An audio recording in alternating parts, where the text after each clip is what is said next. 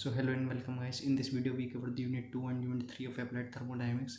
We see the important topics regarding AKTU examination. So first topic is regarding about the boiler accessories and boiler mountings. तो सबसे पहले हम boiler mountings देख लेते हैं. Boiler mountings जो है हमारी एक तरह की बॉयलर को सेफ्टी प्रोवाइड कर रहा होता है. इसका मेनली जो फंक्शन है वो बॉयलर को सेफ्टी प्रोवाइड करना है, जिसके हाई टेम्परेचर के कारण या फिर उसमें जो हाई स्टीम वाटर वेपर गया है बॉयलर के ऑपरेशन के कारण, ताकि वो उसमें बॉयलर के अंदर दिक्कत नहीं आए और वो जो है एग्जॉस्ट नहीं हो जाए, बॉयलर ख़राब नहीं हो जाए. तो ये एक तरह की सेफ्टी प्रोवाइड करता है माउंटिंग्स. डिफरेंट टाइप्स के माउंटिंग्स देख लेते हैं. Main steam, steep valve, safety valve, salinometer valve, whistle valve, soot blower, water level indicator. ठीक है, तो यहाँ पे जो है हमें दे रखे हैं जो सेफ्टी वॉल है. तो सेफ्टी वॉल क्या करता है, बॉयलर के अंदर जो है सेफ्टी प्रोवाइड करता है, यानी जो हाई टेम्परेचर है वो अराइज ना हो, ऐसी कंडीशन अराइज ना हो जिसके कारण जो ट्रीमेंडस हीट है वो बॉयलर के अंदर चली जाए और बॉयलर का ऑपरेशन जो है वो प्रॉपरली वर्क नहीं करे. ठीक है, तो ये सेफ्टी वॉल देखता है. सेलोनीमीटर वॉल जो है वो बॉयलर के अंदर कितना सैलाइन है, यानी जैसे कि वाटर वेपर गया बॉयलर के अंदर, मिक्सचर जाता है वाटर का भी और स्टीम वेपर का भी, तो उसके अंदर कितना जो है सैलाइन है, मतलब कितना नमक है, तो उसकी जो है डीसैलाइनेशन रिस्पॉन्सिबल होता है सेलोनीमीटर. और ताकि सैलाइन ज़्यादा इंक्रीज़ नहीं हो तो उसको रेगुलेट करता है. ठीक है, उसके बाद वाटर लेवल इंडिकेटर है जो इंडिकेट करता है कि कितना वाटर प्रेजेंट है एक बॉयलर के अंदर. ठीक है, तो वाटर लेवल इंडिकेटर है. प्रेशर को जो है it is use for the pressure measurement. तो ये प्रेशर मेजरमेंट के लिए काम आता है, यानी कि जो हमारा फ्लूइड है उस पर एक सरफेस पे कितना प्रेशर लग रहा है, तो ये इंडिकेट करता है प्रेशर को. फीड चेक वाल्व है हमारा. फीड चेक वाल्व जो है वो हमारी वाटर की सप्लाई करता है बॉयलर से फीड पंप के अंदर. ठीक है, तो बॉयलर से जो पंप के अंदर जो हमारी सप्लाई करता है वाटर की, वो करता है हमारा फीड चेक वाल्व. और ये जो है नॉन रिटर्न टाइप वाल्व है. It to regulate water supply which is pumped into boiler by feed pump. ठीक है, और यहाँ पे देख सकते हैं सूट ब्लोअर है. तो सूट ब्लोअर क्या करता है, required for suit blowing and pipe surface combustion product. ठीक है, तो ये हो गया हमारा बॉयलर कॉन्स्टेंटली मेटल ट्यूब या फिर ग्लास ट्यूब. ये दो जो बॉयलर हैं वो मेटल ट्यूब के भी बने हो सकते हैं और ग्लास ट्यूब के भी बने हो सकते हैं. ठीक है, तो ये हो गया हमारे रिगार्डिंग माउंटिंग्स का. अब हम देख लेते हैं कि एक्सेसरीज़ क्या होती है. तो एक्सेसरीज जैसे कि मैंने बताया ये एफिशिएंसी को इंक्रीज़ करने में मदद करती है हमारी. Device which are use to improve the efficiency of boiler known as accessories. Different type के एक्सेसरीज आपको दे रखी है यहाँ पे. फीड पंप है, soot blower, injector, super heater, pre heater, pressure reducing valve, steam separator. ठीक है, तो यहाँ पे हम एक एक करके देख लेते हैं. जैसे कि हमें सबसे पहले दे रखी है यहाँ पे एयर प्री हीटर. तो एयर प्री हीटर क्या करता है, air preheater use to recover heat from exhaust flue gases. ठीक है, तो एयर प्री हीटर का काम होता है एयर को हीट करके मतलब भेजते हैं जिसकी वजह से जो उसमें मॉइस्चर कंटेंट है बॉयलर के अंदर वो नहीं हो. ठीक है, तो यानी एयर को प्री हीट कर लेना है, पहले ही एयर को हम हीट कर लेते हैं और उसको जो है हीट करके बॉयलर के अंदर भेजते हैं. तो जिससे कि हमारी जो सप्लाई है, जो हम सप्लाई प्रोवाइड करते हैं हीट की, तो हमें वो ज़्यादा हीट सप्लाई प्रोवाइड नहीं करनी पड़ती है, क्योंकि एयर हमारी ऑलरेडी हीट होके जाती है बॉयलर के अंदर. तो जिससे हमारी हीट सप्लाई है वो हीट सप्लाइड हमारी कम होती है. ठीक है, तो इससे हमें फ़ायदा होता है एयर हीटर से.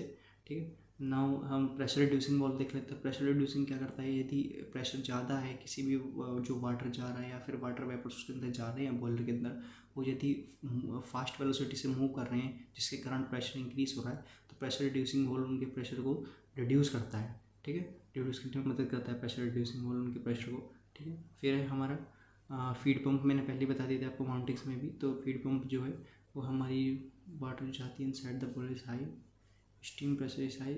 Injector is function is same as the feed pump, use to increase the pressure in volume of the feed water as to in converted generation model nozzle. ठीक है, सुपर हीटर. तो super heater का काम क्या होता है, to increase the temperature of steam above its saturation point. जो हमारी स्टीम है वो सैचुरेटेड स्टेट से जो स्टीम है वो उसको सुपर हीटेड स्टीम को कन्वर्ट कर देता है, यानी converting saturated steam into superheating steam takes place in the superheater. ठीक है, फिर हमारा स्टीम सेपरेटर है. स्टीम सेपरेटर जो है हमारा वो वाटर को रिमूव करता है स्टीम में से, तो उसको कहते हैं हम स्टीम सेपरेटर.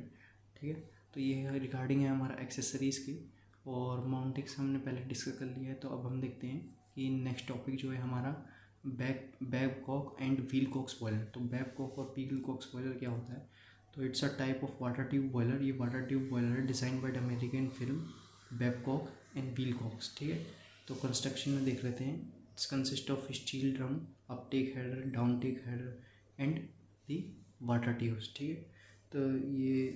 तो ये जो बेसिकली हमारा बैबकॉक और विलकॉक्स बॉयलर है, ये एक तरह का जो है हमारा हॉरिजॉन्टल बॉयलर है, ठीक है। ये हमारा हॉरिजॉन्टल बॉयलर है और यानी जो इसकी एक्सिस होती है, शेल होती है, वो हॉरिजॉन्टली लाइंग होती है, ठीक है। और ये एक्सटर्नली फायरेड बॉयलर है। एक्सटर्नली फायरेड का मतलब है हमारा कि जैसे जो हमारे इसके अंदर की फर्नेस है, फर्नेस जो है वो शेल के बाहर होगी और जहाँ पे हमारा वाटर बॉईल होगा, यानी फर्नेस में जहाँ पे हमारा वाटर बॉईल हो रहा होगा तो उसकी जो शेल होगी वो आउटसाइड होगी, है ना, इनसाइड नहीं होगी, जो कि ठीक है। और वाटर ट्यूब जो है, और इसमें वाटर ट्यूब जो हैं यानी और वाटर ट्यूब हैं, तो वाटर ट्यूब से मतलब है हमारा कि जो ट्यूब्स है, तो ट्यूब्स के अंदर वाटर फ्लो कर रहा होगा और सराउंडिंग में जो है हमारी वो फ्यूल गैस होंगी, ठीक है। तो ये हमारा, अब देख लेते हैं इसकी सम कंस्ट्रक्शन में। बैफल है, ग्रेट है, फर्नेस है, ठीक है। फर्नेस में जो है हमारा कंबशन ऑफ कोल प्रोसेस होता है, ठीक है। मड कलेक्टर है, तो मड कलेक्टर बेसिकली फंक्शन होता है कि मड को कलेक्ट करना, यानी जो भी बॉयलर के अंदर ने जब ऑपरेशन अपना पूरा कंप्लीट किया तो उसमें जो भी कुछ अनवांटेड थिंग्स आ गई यानी जो गंदगी है उसको साफ़ करने में मदद करता है। हमारा मड कलेक्टर एक तरफ को कलेक्ट कर लेता है और उसमें जो है बाद में जो है उसमें से उसको साफ़ करने में मदद करता है ये, ठीक है। स्टीम ड्रम, तो स्टीम ड्रम जो है ये 1/2 ऑफ हॉरिजॉन्टल रहता है, drum filled with water and other half with steam, तो ठीक है। इसमें इसका एक हाफ जो है वो वाटर से फिल रहता है और जो दूसरा हाफ है वो स्टीम से फिल्ड रहता है, ठीक है। Uptake holder and down take holder, तो अप टेक और डाउन टेक जो होल्डर रहते हैं तो इनका बेसिकली फंक्शन होता है हमारा वाटर को सप्लाई करना, ठीक है। तो these connected to supply water to boiler, ठीक है। तो ये बॉयलर को जो है वाटर सप्लाई कर रहे होते हैं, up take and down take header जो वाटर कनेक्टेड रहती है, ठीक है।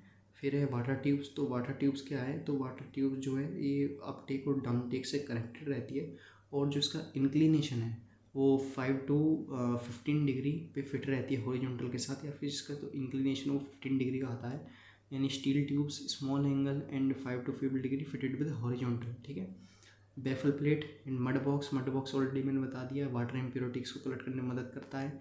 Damper regulates flow of air in a boiler, ठीक है। तो डैम्पर का फंक्शन होता है एयर को फ्लो करवाने में, रेगुलेट करना, ठीक है, एयर की डायरेक्शन को रेगुलेट करना, ठीक है। तो ये हमारा डैम्पर का फंक्शन होता है। अब इसकी वर्किंग देख लेते हैं। तो working size of boiler drum is small as compare to fire tube boiler, ठीक है। तो हमने पढ़े हैं कि दो टाइप के बॉयलर होते हैं, वाटर ट्यूब बॉयलर और fire tube boiler.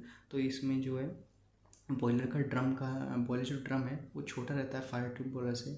All safety and control devices are mounted over drum for proper functioning. A feed ball is provided to fill the drum and incline with tubes, तो जैसे कि मैंने बताया जो इसकी water tubes हैं वो इंक्लाइन रहती है 15 डिग्री पे, ठीक है। Water from drum flows through the incline tubes via down take header and goes into shell in the form of the vapour into the vapour and water, ठीक है। तो ये हमारा वर्किंग हुआ इसका। अब हम देखते हैं इसमें, देखो ये आगे दे रखा है हमें इसमें एक्सेसरीज रिगार्डिंग हमने कंप्लीट कर लिया, माउंटिंग्स कंप्लीट कर लिया। हम देखते हैं रीहीट साइकिल, ठीक है। तो रीहीट साइकिल बेसिकली क्या होती है, तो रीहीट साइकिल आप जैसे कि इसमें डायग्राम में से देख के समझ सकते हैं। तो यहाँ पे बॉयलर है और दो टर्बाइंस लगा रखी हैं यहाँ पे, high pressure turbine, low pressure turbine, condenser and the pump, ठीक है। तो ये कंपोनेंट्स प्रेजेंट रहते हैं एक रीहीट साइकिल के अंदर, तो ठीक है। तो बॉयलर क्या करेगा, तो बॉयलर जो है हमारा सबसे पहले पंप से जो है वाटर जो है हमारा या फिर स्टीम जो है वो बॉयलर के अंदर जाएगी। बॉयलर जो है उसको हीट करेगा, हीट करने के बाद वो टरबाइन में भेजेगा, ठीक है। टरबाइन में जाने से बाद अब यहाँ पे जैसे दो हमने पार्टीशन कर रखा है टरबाइन का, एक हाई प्रेशर टरबाइन में और लो प्रेशर टरबाइन में। तो जो हाई प्रेशर टरबाइन से जो स्टीम वो वापस आएगी, रीहीटिंग कॉइल में जाएगी बॉयलर के अंदर और वहाँ से दोबारा रीहीट होगी। तो रीहीट प्रोसेस जो होगा यहाँ पे वो हाई टरबाइन से लो प्रेशर टरबाइन के बीच में होगा बॉयलर के अंदर। देन हमारी फाइनली जो स्टीम है वो कंडेंसर में जा रही होगी, ठीक है। तो कंडेंसर से पहले हमारी यहाँ पे रीहीट होती है रीहीटिंग प्रोसेस के अंदर, ठीक है। तो अब हम देख लेते हैं इसमें क्या क्या लिखा है। जैसे कि कंपोनेंट्स में दे रखे हैं, ऑलरेडी मैंने आपको बता दिया है, कंपोनेंट्स दे रखे हैं। इसमें बॉयलर है, दो टर्बाइंस लगा रखी है हमने, high pressure turbine and the low pressure turbine, ठीक है। और एक पंप है और कंडेंसर है। तो कंडेंसर का फंक्शन होता है बेसिकली कंडेंस करना या फिर किसी भी वाटर वेपर है जो है उसको लिक्विड में चेंज करना है, यानी उसको कूल डाउन कर देना, ठीक है। तो उसके टेम्परेचर को डिक्रीज़ करने में मदद कर रहा होता है हमारा कंडेंसर, ठीक है। तो when boiler pressure is increases and moisture content is increase at turbine exit we can use the process of reheating. तो रीहीटिंग को हम कहाँ पे इस्तेमाल कर रहे हैं? रीहीटिंग को हम यूज़ करते हैं जहाँ पे हमारा जो है बॉयलर प्रेशर वो ज़्यादा होता है और मॉइस्चर कंटेंट जो है वो टरबाइन के एग्जिस्ट पे ज़्यादा होता है, तो वहाँ पे हम रीहीटिंग का यूज़ करते हैं। तो रीहीटिंग का बेसिकली मेन पर्पस है कि हमारा जो है एफिशिएंसी को इंक्रीज़ करना मोटिव रहता है किसी भी उसमें प्रोसेस में। जो भी हमारे थर्मल पावर प्लांट है उनकी एफिशिएंसी को इंक्रीज़ कर सकते हैं। तो इंक्रीज़ करने के इसके वेज है, जैसे कि हम प्रेशर बढ़ा दें या फिर टेम्परेचर बढ़ा दें, तो जिसके कारण जो है टरबाइन में जो है फिर वो प्रेशर इंक्रीज़ और टेम्परेचर बढ़ेगा, तो उसके कारण हमारी एफिशिएंसी इंक्रीज़ हो सकती है, ठीक है। तो हम एफिशिएंसी बढ़ा सकते हैं प्रेशर और टेम्परेचर को बढ़ाते हैं, लेकिन ये जो मेथड है ये हमेशा सूटेबल नहीं होता है, क्योंकि जब हम प्रेशर और टेम्परेचर बढ़ा रहे होते हैं तो उसके कारण जो स्टीम का नेचर है वो वेट हो जाता है। तो वेट स्टीम यदि टरबाइन के ब्लेड पे लगाएगी तो there is a lots of chance that the erosion turbine blade erosion will takes place, turbine के ब्लेड जो है वो ख़राब हो सकते हैं। तो इसलिए यहाँ पे हम जो है दोबारा रीहीट करते हैं, ठीक है। तो यहाँ पे जो बॉयलर के अंदर जो जाते हैं तो हम जो वो जो वेट स्टीम है उसको दोबारा रीहीट कर रहे होते हैं to convert into the super heat region, ठीक है। तो हम उसको सुपर हीट रीजन में लाते हैं, जिससे कि हम जब दोबारा इसको प्रोसेस को कंप्लीशन में लाएं तो उसमें जो टरबाइन ब्लेड इरोशन है वो दिक्कत नहीं है टरबाइन ब्लेड इरोशन की, ठीक है। अब यहाँ पे टीएस डायग्राम दे रखा है रीहीट साइकिल में, आप देख सकते हैं 1 to 2, 3 to 4, 3 to 4 हमारा हाई प्रेशर टरबाइन का प्रोसेस है। फिर 4 to 5 हमने रीहीटिंग करी, ठीक है। यहाँ पे भी देख सकते हैं ये रहा रीहीटिंग करी हमने बॉयलर के अंदर, ठीक है। तो 4 to 5 हमारा रीहीटिंग प्रोसेस है एंड 5 to 6 हमारा लो प्रेशर टरबाइन प्रोसेस है। 2 to 3 heat addition, 3 to 4 expansion in high pressure turbine, 4 to 5 reheating and 5 to 6 expansion in the low pressure turbine, ठीक है। तो ये हो गया हमारा रीहीटिंग का प्रोसेस। अब यहाँ से आप देख सकते हैं कि हम इसकी एफिशिएंसी निकाल दें, तो इसकी एफिशिएंसी जो है वो मीन टेम्परेचर हीट एडिशन पे डिपेंड कर रही होती है, ठीक है। रैनकाइन साइकिल की higher the value of the mean temperature of heat addition more will be the efficiency of Rankine cycle, ठीक है।